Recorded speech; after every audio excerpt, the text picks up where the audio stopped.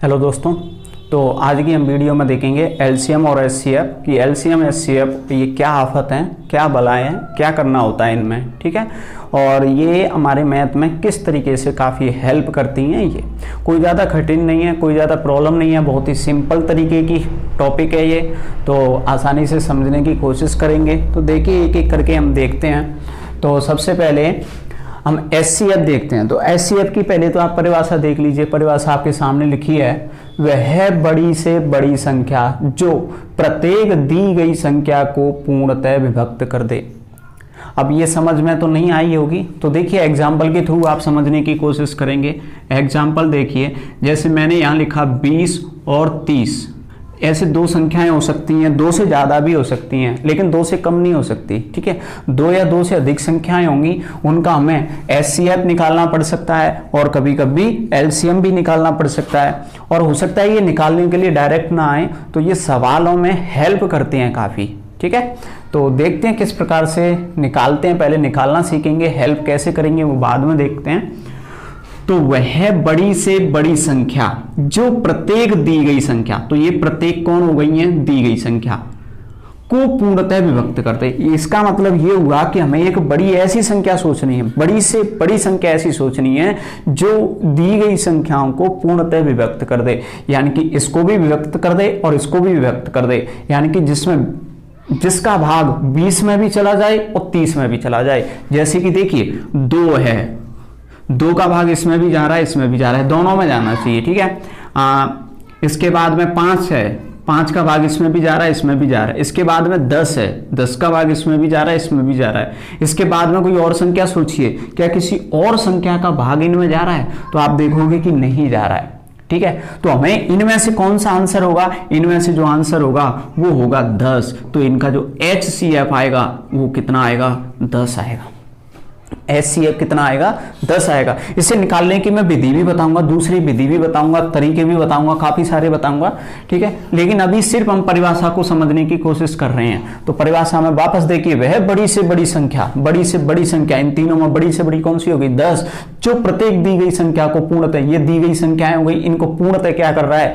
विभक्त कर रहा है। तो इस सवाल का जो एचसीएफ हुआ वो कितना हो गया? 10। लेकिन अब देखिए एक सोचने वाली बात है, परिभाषा में क्या लिखा है? बड़ी से बड़ी संख्या, बड़ी से बड़ी संख्या।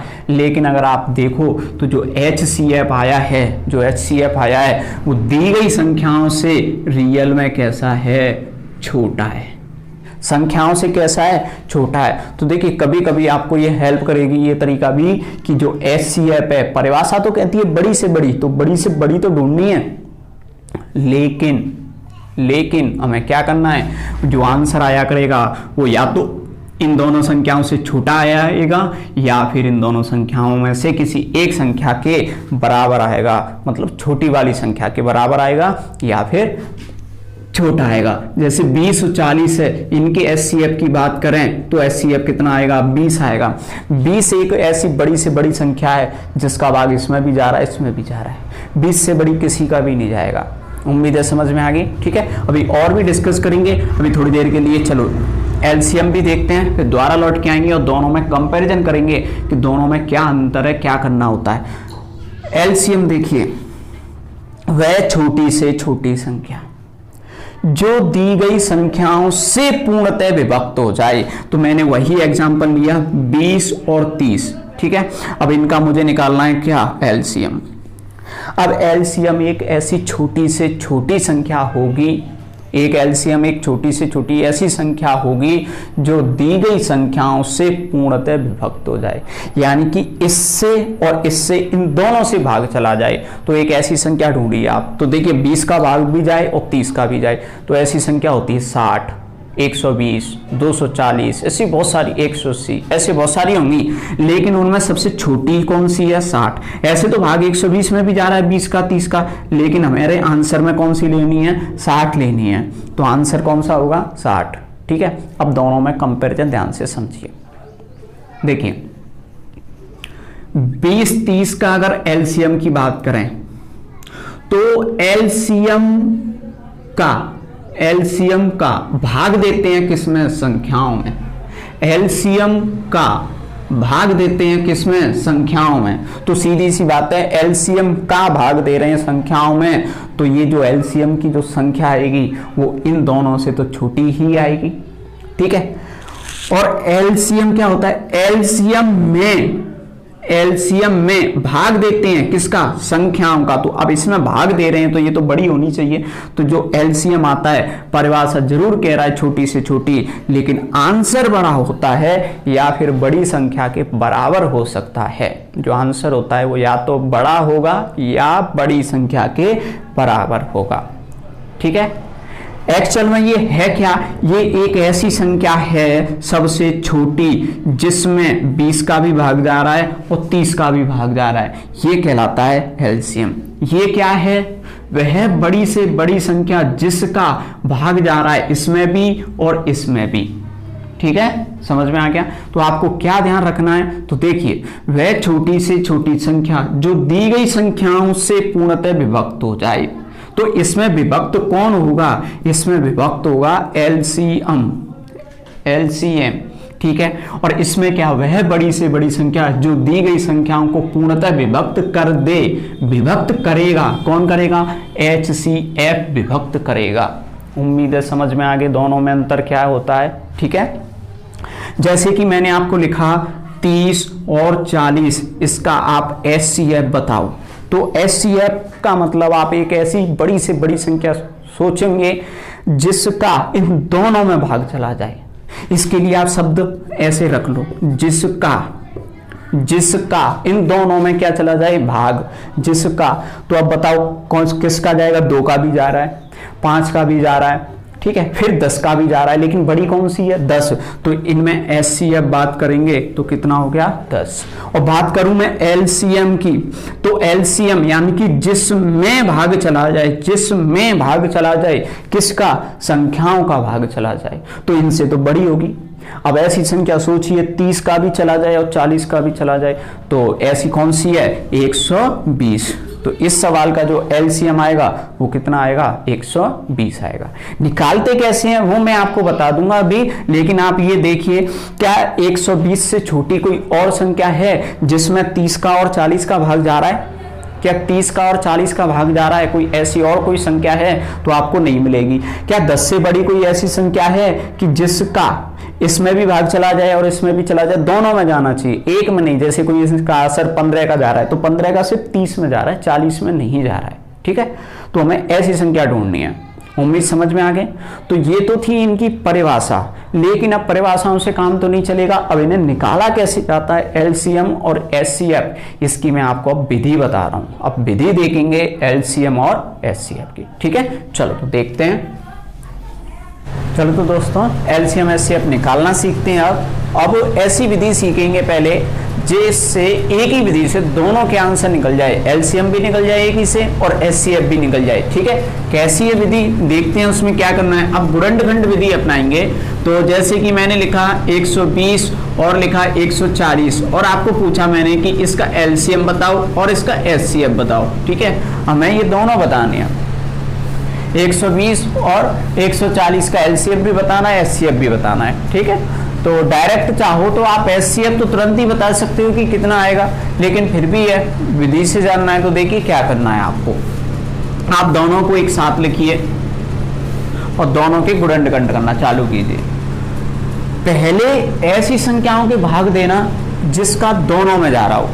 तो देखिए आप जानते हो 2 का है, दोनों में जा रहा है, ये हो गए 60 70। फिर जानते हो 2 का है, दोनों में जा रहा है 30 35। अब बताइए क्या ऐसी कोई संख्या जिसका दोनों में जा रहा हो, क्या 2 का दोनों में जा रहा है, नहीं, तो 2 का नहीं देंगे। ऐसे नहीं कि सर इसमें तो जा रहा है, नहीं, हम दोनों को एक ही विधि से निकालना चाह रहे हैं, एक साथ निकालना चाह रहे हैं। तो एक साथ कैसे निकालना है वो देखिए। तो 5 का जा रहा है दोनों में, तो 5 का यहाँ कितनी बार 6 और यहाँ पे 7। अब बताइए कोई ऐसी संख्या जिसका भाग दोनों में जा रहा हो, दोनों में तो सब किसी का नहीं जा रहा, आपको पता लग गया। अब जब किसी का भी नहीं जा रहा तो बस आप इतना ही करोगे। इतना करने के बाद में बस ये जो गुणा आए यही आपका होता है एचसीएफ। ये क्या होता है एचसीएफ। एचसीएफ कितना हुआ, 2 गुणा 5 बराबर कितना आ गया, ये 20। ठीक है, तो ये कितना आ चुका है 20 आ गया। चाहो तो आप ये सीधा सा भी देख लो, क्या 20 से बड़ी कोई और संख्या है, 20 से बड़ी कोई और संख्या है जिसका इन दोनों में भाग जा रहा हो? तो आप कहेंगे सर नहीं है, नहीं है तो बस यही हो गया। ठीक है, अब आगे क्या करना है, अब देखो इसी में कंटिन्यू करना है। अब ये देखो कि अगर दोनों में भाग नहीं जा रहा तो किसी सिंगल में जा रहा हो, एक में ही जा रहा हो, उसी में दीजिए। तो देखिए 6 में देखिए, तो 6 में 6 का ही जा रहा है, 6 का ही दे लो, या 2 का दे लो, 3 का दे लो, जितने का भी देना है, 6 का ही दे लिया मैंने। ठीक है, 1 और यहाँ 7, फिर 7 का जा रहा है। अब 1 1 हो गई। अब क्या करना है आपको, ये तो लेना ही है, साथ में इनको भी ले लो गुणा में। तो 2 गुणा 2 गुणा 5 गुणा 6 गुणा 7। अब आपने इनको भी ले लिया, अब इनको भी ले लिया, तो ये जो आएगा वो आपका आएगा क्या, एलसीएम। अब आप इनका गुणा कर लेंगे, ये कितने हो गए 42 और ये 20, 840। तो इनका जो एलसीएम आया वो कितना आ चुका है, 840 आ गया। उम्मीद समझ में आ गया ये कैसे निकालना है। दोनों एक ही विधि से, दोनों एक ही विधि से निकाल रहे हैं। अब कहेंगे सर इतना टाइम नहीं होता, थोड़ा सा जल्दी करना है। जल्दी कैसे करना है, और देखिए इसी विधि से अब जल्दी भी करना सीखिए। देखिए जल्दी कैसे करना है, सेम ऐसे लिखिए, लेकिन अब दोनों में भाग दीजिए। तो भाग एक ऐसी संख्या का देना, बड़ी से बड़ी का देना, लेकिन बड़ी से बड़ी संख्या का देना जिसका इन दोनों में चला जाए। तो आप जानते हैं, देखो 10 का आप आसानी से दे सकते हो, 10 का जा रहा है, 20 का भी जा रहा है, लेकिन काफी बच्चे कहेंगे सर हमारा 20 का दिमाग में नहीं आया, 10 का तो आ रहा है दिमाग में, 10 का आ रहा है तो आप 10 का ही दे दीजिए फटाफट। 10 का दिया 12 बार, यहाँ 14, फिर 2 का आ रहा है, 2 का यहाँ पे 6 बार और यहाँ पे 7 बार। अब बताइए किसी और का जा रहा है, नहीं जा रहा, तो इन दोनों को ही लिख दीजिए। ये क्या हो गया, एचसीएफ, गुणा कर दीजिए, कितने हो गए ये 20, थोड़ा जल्दी हो गया। अब ये सिंगल सिंगल बच गए। अब देखिए इनमें किसी का भाग जा रहा है, नहीं जा रहा, तो बड़ी से बड़ी का दे दीजिए, 6 का दे दो, फिर 7 का दे दो, बस हो गया। इन सब का गुणा कर लीजिए, कितने हो गए 840। ये इनका क्या आ गया, एलसीएम। उम्मीद है जल्दी समझ में आ गया। ठीक है, बिना पेन कॉपी के कैसे निकालने थे, तो 120 और 140, तो एक ऐसी संख्या सोचो बड़ी से बड़ी, बड़ी से बड़ी, जिसका इन दोनों में भाग चला जाए, इन दोनों में, तो वो कौन होगा, एचसीएफ। तो आप देख रहे हो कि कैसे पता लगाएं, तो देखो दोनों में 0 0 तो पीछे है, 0 का मतलब कितना हो गया 10, तो 10 का तो जाएगा ही जाएगा, आप इतना समझ गए, 10 का तो जाएगा ही जाएगा। अब 12 और 14 है, तो ऐसी बड़ी से बड़ी संख्या सोचो जिसका भाग 12 में और 14 में चला जाए, तो आप जानते हो 2 है, तो 2 का ही जाता है बस। तो 2 और 10 ये कितने हो गए, गुणा कर लीजिए 20, तो इनका एचसीएफ कितना आ गया, 20 आ गया, यानी कि 20 का भाग जाएगा। अब एक ऐसी संख्या सोचिए, एलसीएम, यानी कि वह बड़ी से बड़ी संख्या, एलसीएम वह बड़ी से बड़ी संख्या जिसमें इन दोनों का भाग चला जाए। अब इन दोनों का कैसे जाएगा, तो देखिए दोनों में पीछे 0 0 तो है, तो 10 तो आएगा ही आएगा, 10 तो आएगा ही आएगा। अब ये देख लीजिए कि ऐसी कौन सी संख्या है जिसमें 12 का भी भाग चला जाए और 14 का भी चला जाए। अब 12 का भाग भी जाए और 14 का जाए, अब ऐसी संख्या तो आप सोच ही सकते हो, 12 और 14 का भाग कौन सी संख्या में जाता है। तो आप ये देख लीजिए कि 12 और 14 दोनों की पहाड़े में कॉमन संख्या कौन सी है, जो कॉमन संख्या होगी उसी में जाएगा। तो आप जानते हो 12 और 14 के पहाड़े में जो कॉमन संख्या है वो कितनी है, 84 है, और 10 ये, तो कितने हो गए, 840 हो गए। बस हो गया सवाल फिनिश। उम्मीद है समझ में आया। ठीक है, वापस से अगले एग्जाम्पल में देखना डायरेक्ट वाला कैसे करना है। चलो तो अगले सवाल की तरफ बढ़ते हैं। अगला सवाल देखिए, अगले सवाल में मैंने 3 संख्याएं लिख दी हैं, 15, 18 और 24। ठीक है, 15, 18, 24। अब इनका हमें एलसीएम भी निकालना है और एचसीएफ भी निकालना है। तो आप एचसीएफ निकालें तो डायरेक्ट विधि से देखें तो एचसीएफ क्या होता है, वह बड़ी से बड़ी संख्या जिसका इन तीनों में भाग चला जाए, लेकिन आंसर इनसे छोटा ही आएगा। ठीक है, तो आप सोचिए ऐसी कौन सी संख्या है जिसका इसमें भी भाग जा रहा है, इसमें भी जा रहा है, इसमें भी जा रहा है। तो आप अच्छे से जानते हो ऐसी सिर्फ आपको एक ही संख्या मिलेगी, 3। क्यों, 15 में सिर्फ 2 संख्याओं का भाग जा रहा है, 3 का भी और 5 का भी, और इसमें सिर्फ 3 का जा रहा है, 5 का नहीं जा रहा, और इसमें भी 3 का भी जा रहा है। तो एचसीएफ कितना हो गया, 3। अब बात करें अगर हम एलसीएम की, तो एलसीएम यानी कि वह छोटी से छोटी संख्या जिसमें इसका भी भाग जाए, इसका भी जाए और इसका भी जाए, ऐसी कोई संख्या ढूंढ लीजिए। तो अब देखिए इसे ढूंढने का मैं आपको यहीं पर बेसिक तरीका बताऊं, फिर डिटेल भी बताता हूं। आप क्या किया करो, इनसे तो बड़ा ही आएगा, और ऐसी कोई संख्या आएगी जो इन तीनों के पहाड़े के अंदर आती हो। ठीक है, तो अब देखिए कैसे ढूंढना है। आप काम करो, इनमें से तीनों में से एक बड़ी वाली संख्या उठा लीजिए। इनमें बड़ी वाली कौन सी है? 24। आप 24 का पहाड़ा पढ़ना स्टार्ट कर दो और इनके पहाड़े से मिलाते जाओ, जहां भी कॉमन आ रहा है यानी कि वही एलसीएम हो गया। अब कहेंगे सर 24 का पहाड़ा नहीं आता, अब नहीं आता फिर तो वही बेसिक है, वही बेसिक आपको करना पड़ेगा, निकलेगा। एलसीएम निकालने के लिए आप क्या करेंगे? वही कॉमन वाली विधि लगा दीजिए। अब भाग दीजिए, लेकिन अब मैं आपको भाग बताएं कितने का देना है, तो बड़ी से बड़ी का ट्राई करो जो इन तीनों में जाए। तो आप जानते हो सिर्फ 3 का जा रहा है, यहां गया 5 बार, यहां गया 6 बार और यहां गया 8 बार। अब किसी ऐसी संख्या का फिर से भाग लगाइए जिसका भाग तीनों में जा रहा हो। क्या तीनों में किसी का भी भाग जा रहा है? तो आप देखेंगे तीनों में तो किसी का नहीं जा रहा, तो ऐसी का देखिए जिसका भाग कम से कम 2 में जा रहा हो। ऐसा नहीं सिर्फ सिंगल वाला नहीं, 2 में जा रहा हो, ऐसा देख लीजिए। तो इन दोनों में जा रहा है, कितने का? 2 का। तो यहाँ हो गए 5, यहाँ 3, यहाँ 4। अब देखिए क्या किसी का भाग जा रहा है 2 में या 3 में? किसी में भी नहीं जा रहा सर, अलग अलग जा रहे हैं। अलग अलग जा रहे हैं तो बस इन्हीं को दे दीजिए, पहले 5 फिर 3 और फिर कितना? 4। ये 1 हो जाएगा, ठीक है, ये 3 रहेगा। यहाँ पे दोगे 5 का दे रहे हो तो ये 1, ये 3। अब यहाँ पे देने वाले हो तो ये हो जाएगा, और यहाँ दोगे तो ये हो गया। बट इन्हें लिखने की कोई जरूरत नहीं है, आप इनका क्या कर लीजिए? गुणा कर दीजिए। गुणा करेंगे 4 × 3 कितने हो गए? 12, 12 × 5 60, फिर 120, और 120 में और 3 का गुणा करेंगे तो कितने हो गए? 360। तो इस सवाल का जो एलसीएम आया वो एलसीएम कितना आ गया? 360 आ गया।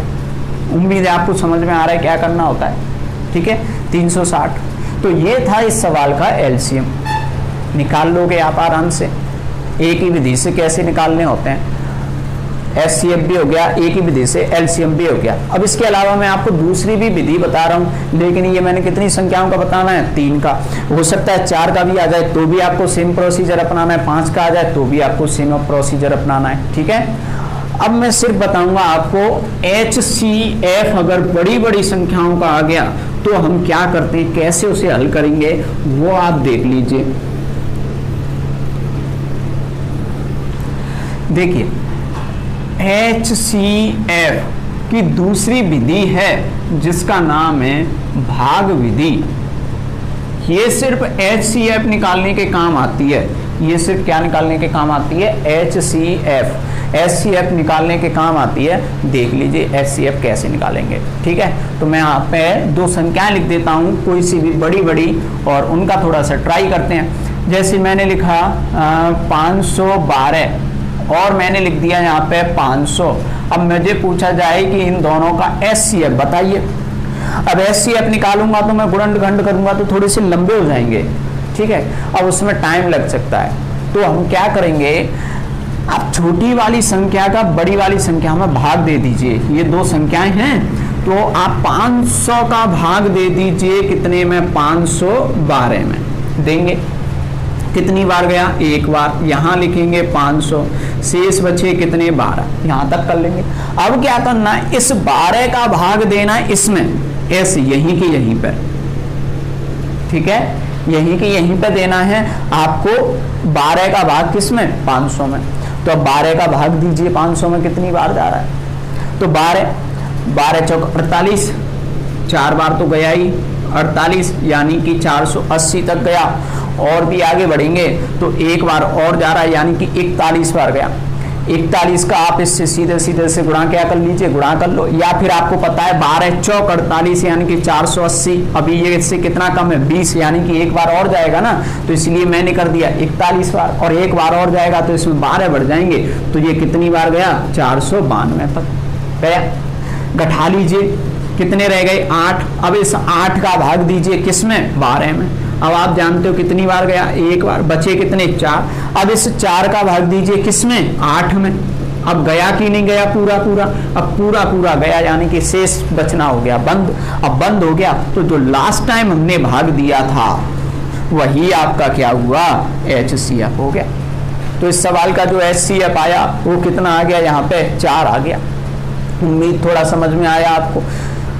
और भी थोड़ी सी डाउट है, दूसरा सवाल देख लेते हैं। दूसरा सवाल देख लीजिए, एचसीएफ की भाग विधि का कैसे निकालना है। देखिए अब आपको इन दोनों का बोला गया कि इन दोनों का एचसीएफ ज्ञात करो।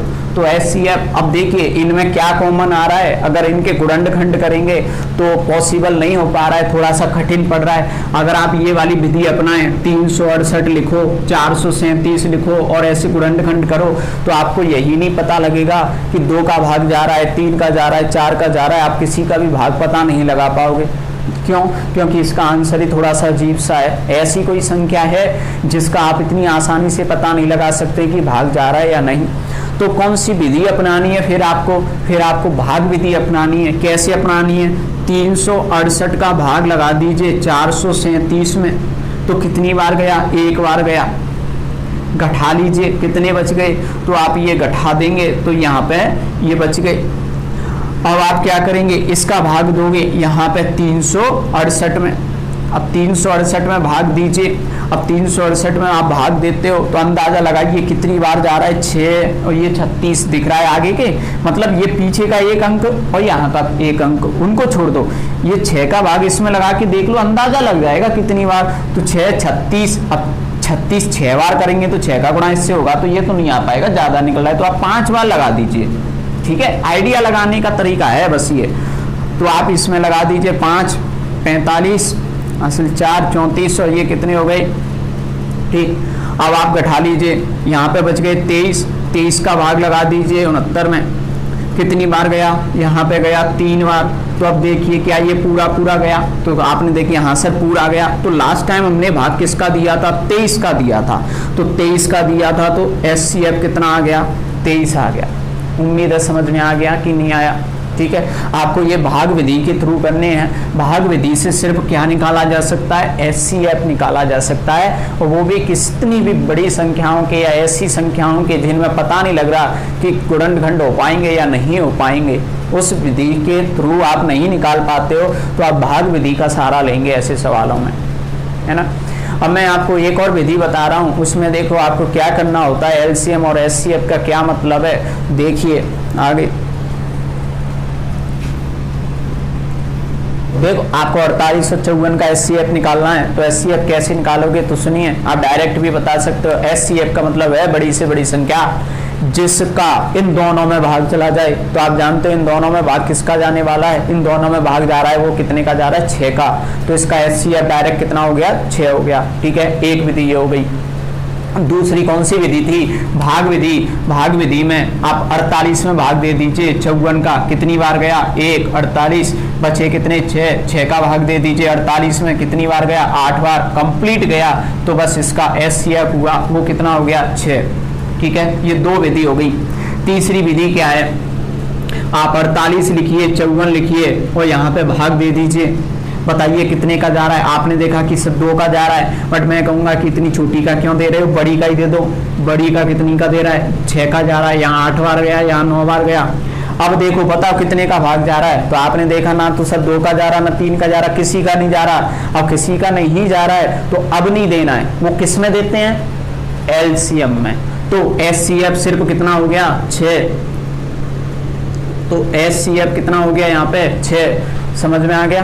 एचसीएफ हुआ वहां पे 6। अब आपको आगे करने की जरूरत नहीं है, करोगे तो एलसीएम निकलेगा। तो ये 3 विधि हो गई। अब देखो चौथी विधि में आपको क्या करना है। अब चौथी विधि भी एक्चुअल में गुणनखंड है, लेकिन उनके गुणनखंड आप अलग अलग करोगे। अलग अलग कैसे करेंगे? तो देखिए 48 के गुणनखंड ऐसे कीजिए आप। बताओ 2 24, 2 का 12, फिर 2 6, फिर 2 3, फिर 3 1। ठीक है, ऐसे 54 के कीजिए। तो 2 का 27, 3 9, फिर 3 3 3 1। ठीक है, ये हो गया। अब यहां पर देखिए आपको कैसे एचसीएफ निकालना है।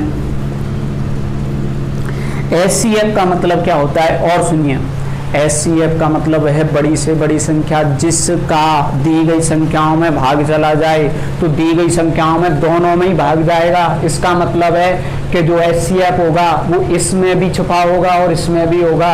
या फिर हम कह लें जो इनके गुणनखंडों में कॉमन है वही HCF है। तो कॉमन कौन है, तो देखिए ये इसके गुणनखंड हैं। यहाँ पर देखो कि 2 का अक्षर कितनी बार है, 1 बार है, और यहाँ पर कितनी बार है, कई बार है, 4 बार है। तो कॉमन कितनी बार आ पाएगा, 1 बार आएगा। तो HCF कितना हुआ अभी 2 का अक्षर तो कॉमन आ गया। और देखो क्या कॉमन है, यहाँ पर देखो 3 का अक्षर 1 बार है, यहाँ पर तो कई बार है, तो 1 बार और कॉमन आ गया तो 3 आ गया। अब यहाँ पर बच गए 2 3 और यहाँ पर बच गए 2 2। क्या इनमें कोई कॉमन है, नहीं है कॉमन। कॉमन नहीं है तो छोड़ दीजिए, जो कॉमन आ रहे थे वो ले लीजिए आप। कॉमन ले लिया आपने तो यही हो गया कौन, HCF। तो ये HCF कितना हो गया इनका 6। उम्मीद है समझ में आ गया। कॉमन वाला लेना है, कॉमन ले लोगे, कॉमन ले लिया, HCF कितना हो गया 6। ठीक है। अब अगर आपको सर LCM निकालना होता तो जो कॉमन है वो तो ले ही लिए। कॉमन कौन कौन थे, 2 गुणा 3, ये तो हमने ले ही लिए। ये वाला 2 ले लिया, ये वाला 3 ले लिया, ये 3 ले लिया था, ये ले लिया। अब जो बच गए उनको भी ले लो। ये 2 2 के अक्षर बच गए कितनी बार, 3 बार। यहाँ पर 3 3 के बच गए 2 बार। इन सबको ले लो, यही आपका क्या कहलाएगा, LCM। अब इसकी शॉर्ट में कैसे लिखना है इसे, और इस विधि को क्यों बता रहा हूँ इतनी बड़ी, तो उसका महत्व तो समझिए। अब देखिए CTET में सवाल आया हुआ है ऐसा जिसमें आपको ये इसकी जरूरत पड़ेगी, इसलिए मैं आपको बता रहा हूँ कि अब CTET में क्या आया है। तो देखिए मैंने 48 के गुणनखंड किए थे, 48 के गुणनखंड 2 का भाग दिया 24, 2 का दिया, ये हो गए थे। ये किसके गुणनखंड थे, 48 के। 54 के गुणनखंड किए थे तो 54 के गुणनखंड क्या आए थे, ये आए थे। ठीक है। अब इस तरीके का भी सवाल आ जाता है, और इसको भी और कैसे लिखा जा सकता है, क्या इसको 2 की घात 4 गुणा 3 की घात 1 ऐसे लिखा जा सकता है। इसको 2 की घात 1 और 3 की घात 3 ऐसे भी लिखा जा सकता है। अब मुझे इनका क्या निकालना है, HCF। तो ऐसे सवाल जो हैं वो CTET के एग्जाम में, रीट के एग्जाम में काफ़ी देखने को मिलते हैं। तो ये उसके हिसाब से काफ़ी इंपॉर्टेंट है। तो देखिए ऐसे सवाल में हमें क्या करना है, HCF निकालना है। कैसे निकालना है, HCF का मतलब होता है जो कॉमन आ जाए। तो कॉमन में देखिए यहाँ 2 की घात कितनी है, 4, यहाँ 2 की घात कितनी है, ये पूरी एक ही संख्या है। ठीक है, और ये पूरी एक ही संख्या है। यहाँ 2 की घात कितनी है, 4, यहाँ 2 की घात कितनी है, 1। तो कॉमन कितनी आ पा रही है, तो जो कॉमन आ रही है वो आ रही है 2 की घात 1। तो HCF में अभी 2 की घात 1। अब अगले अक्षर को देखिए, अगला अक्षर कौन है, 3। यहाँ 3 की घात कितनी है, 1। यहाँ 3 की घात कितनी है, 3। कॉमन कितनी आ रही है, 3 की घात 1। तो यही आपका क्या हुआ, HCF। कई बार तो आंसर ऐसे लिखा मिल जाता है, नहीं मिले तो आप गुणा कर लीजिए। ठीक है। अब बात करें LCM की, तो LCM में क्या लेते हैं, जो कॉमन आ गया उसे तो लेते हैं, जो बच गया उसे भी ले लेते हैं। तो देखिए 2 की घात 1 तो कॉमन आ गई, बच कितनी गई यहाँ 3, वो भी लेनी है। तो अब ऐसे बार बार नहीं लेनी है, डायरेक्ट ले लीजिए। अब डायरेक्ट कैसे, तो और सुनिए, आपको मैं सीधा सीधा बताऊं। HCF में आप बताइए आंसर छोटा आता है या बड़ा, तो आप जानते हो आंसर कैसा आता है, छोटा। अगर छोटा आता है तो इनमें जो भी घात छोटी है, छोटी घात किस में लेनी है आपको, HCF में, और बड़ी घात किस में लेनी है, बड़ी घात लेनी है, वो लेनी है आपको LCM में। तो देखिए HCF में छोटी घात, 2 की छोटी घात कितनी है, 1। 3 की छोटी घात कितनी है, 1, हो गया। LCM में बड़ी घात, LCM में 2 की घात कितनी है, बड़ी 4, और 3 की घात बड़ी कितनी है, 3, बस हो गया। आप गुणा कर सकते हो, अगर ऐसे मिल जाएगा, नहीं मिले तो इसको सॉल्व कर लीजिए। सॉल्व करना आप जानते हो। ठीक है, 2 को 4 बार खोलो, 3 को 3 बार खोलो, गुणा कर लो, आ जाएगा। उम्मीद है समझ में आ गया। ये वाला तरीका क्यों बताया, क्योंकि आपको सवाल डायरेक्टली ऐसे भी आ जाता है। अब मैं इस तरीके का एक और सवाल लिख रहा हूं, आप डायरेक्ट LCM और HCF बताएंगे। मैं दोबारा से बोलूं, HCF मतलब छोटी घात, LCM मतलब बड़ी घात। ठीक है, एक और सवाल देखिए ऐसा,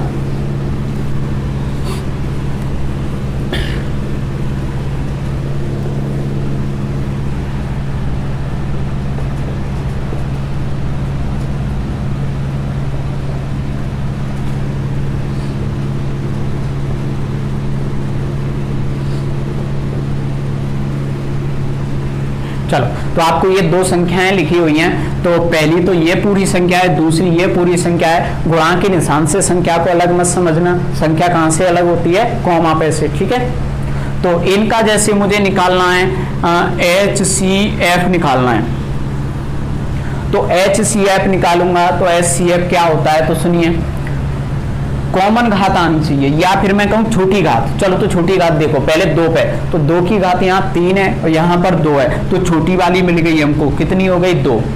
अब 5 पे आ जाइए, यहाँ 5 का अक्षर है, 5 की घात यहाँ 4 है, और यहाँ 5 की घात कितनी है, यहाँ कहेंगे सर 5 की घात है ही नहीं। जब भी कोई घात नहीं होती है तो उसके गुणा में आप मान सकते हो कि 5 की घात 0। अब कहेंगे सर 5 की घात 0 क्यों माना, तो आप बताइए, आप किसी भी संख्या के गुणा में 1 मान सकते हो कि नहीं मान सकते, कहेंगे कि सर 1 मान सकते हैं, 1 मानने में कोई दिक्कत नहीं होती है। तो मैं आपको सीधा सा बताएं कि किसी भी संख्या की घात, जैसे 5 की घात 0 हो कितना होता है 1, 7 की घात 0 हो 1, 10 की घात 0 हो कितना 1, किसी भी संख्या की घात अगर 0 हो जाए तो उसका आंसर कितना होता है 1। इसलिए मैंने 5 की घात कितनी मान ली 0, यानी कि HCF निकालूंगा तो 5 की घात छोटी वाली कौन सी है, 5 की घात 0 है। अब 0 को लेके, अब 0 को लूंगा तो कितना आएगा 1, तो उसे कोई मानने का मतलब नहीं है, यानी कि मैं 5 की घात को लूंगा ही नहीं, छोड़ो। 7 की घात यहाँ 2 है, वहां पर कितनी है 1, तो मैं कितनी लूंगा 7 की घात 1। अब कहेंगे और कौन बच गया 3, 3 की घात यहाँ 4, और यहाँ कितनी है कोई नहीं है, कोई नहीं है मतलब 0, तो 0 लेनी है, तो उसको लेने का कोई मतलब नहीं है। तो बस यही आपका क्या हो गया सवाल का HCF। बात करें LCM की, LCM में बड़ी वाली घात लेते हैं, तो 2 की घात बड़ी वाली कौन सी है 3, 5 की घात यहाँ कितनी है 4, और वहां कितनी है 5 की घात 0, तो लेंगे कौन सी 5 की घात 4। 7 की घात बड़ी कौन सी है 2, अब बचा है वो भी लेना है, बचा कौन है 3, 3 की घात कितनी 4, यहाँ कितनी है 3 की घात 0, इसलिए ये पूरा क्या हो गया सवाल का LCM। उम्मीद है आपको समझ में आ गया, ठीक है। इस तरीके का सवाल अगर आपको आता है तो समझ लीजिए CTET में एक सवाल तो आपका 100% इसी क्लास के थ्रू आपका करेक्ट जाएगा ही जाएगा, ठीक है, और ये हमेशा आता ही आता है। क्लियर आपको, ठीक। अगले टाइप के सवाल आप देखते हैं, आगे बढ़ेंगे इसमें, ओके।